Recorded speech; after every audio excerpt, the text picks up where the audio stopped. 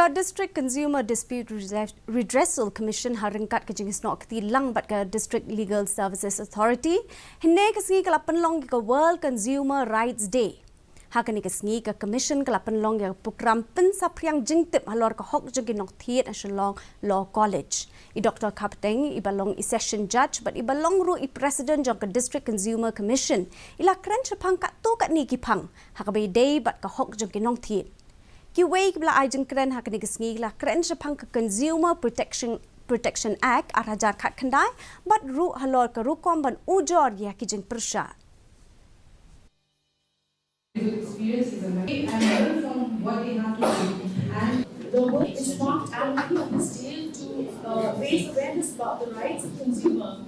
Being a consumer, it is crucial for us all to know about the steps we should take when we are not satisfied with the purchase and the service, or when we feel cheated as a